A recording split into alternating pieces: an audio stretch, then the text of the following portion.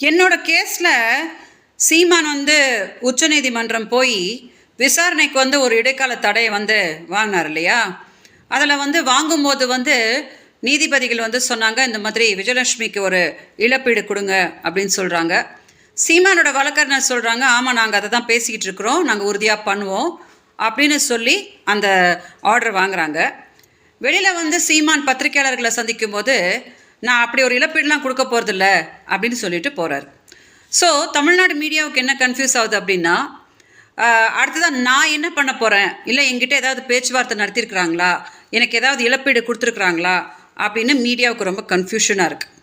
So நான் எல்லாருக்கிட்டையும் பேச முடியாதனால இந்த வீடியோ வாயிலாக எல்லாருக்கும் கிளாரிட்டி கொடுத்துட்றேன். இப்போது 14 வருஷமாக இந்த கேஸில் நான் எப்படி போராடிட்டுருக்கேன் அப்படின்னு உங்களுக்கு எல்லாருக்குமே தெரியும். இதில் எந்த அரசியல் இதுவும் கிடையாது. சீமான் தான் தப்பிக்கிறதுக்கு இவங்க பின்னாடி காங்கிரஸ் இருக்காங்க, இவங்க பின்னாடி பாரதிய ஜனதா இருக்காங்க, இவங்க பின்னாடி திமுக இருக்காங்க அப்படின்னு சும்மா பொய் சொல்லிக்கிட்டு தப்பிச்சிட்ருக்கிறார். இப்போ கூட சீமான் எந்த தவறும் செஞ்சுருக்கலன்னா, தமிழ்நாடு காவல்துறை பண்ணுற விசாரணைக்கு நேர்மையாக ஒத்துழைச்சிருந்தாருன்னா நிறைய விஷயங்கள் வெளியில் வந்திருக்கும்.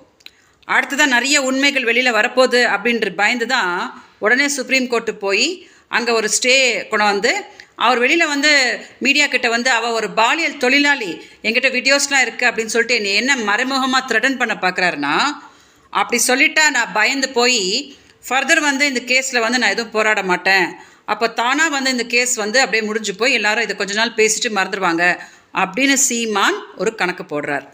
இப்போ சீமான் கிட்ட நான் என்ன சொல்கிறேன்னா, பாலியல் தொழிலாளின்னு 14 வருஷமாக என்னை சொன்னதுக்கு நான் விடவே மாட்டேன்.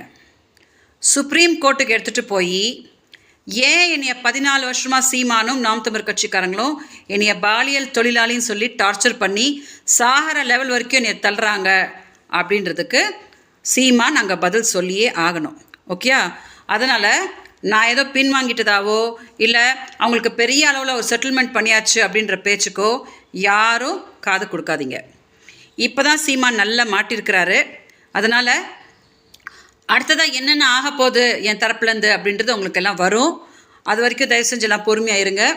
தயவு செஞ்சு இந்த வீடியோவை மீடியா டெலிகாஸ்ட் பண்ணும்போது அங்கே குழப்பத்தில் இருக்க நிறைய பேருக்கு ஒரு கிளாரிட்டி கிடைக்கும், மக்களுக்கு கிளாரிட்டி கிடைக்கும். ஸோ சீமான்கிட்டையும் நான் என்ன சொல்கிறேன் அப்படின்னா, என் வாழ்க்கையை சீரழிச்சிட்டு கடைசியாக சுப்ரீம் கோர்ட்டு போயிட்டு ஒரு ஸ்டே கொண்டு இவங்க பின்னாடி திமுக இருக்கிறாங்க அப்படின்னு சொல்லிட்டு வித்தை காட்டிட்டு போகிறதுக்கு நான் போராடிட்டு இல்லை. ஓகே, எனக்கு கிடைக்க வேண்டிய நியாயத்தை கிடைக்க வரைக்கும் நான் சுப்ரீம் கோர்ட் என்ன சீமான் எங்கே போனாலும் நான் பின்னாடியே போய் போராடுவேன் அப்படின்னு உறுதியாக இந்த வீடியோவில் நான் தெளிவுபடுத்தி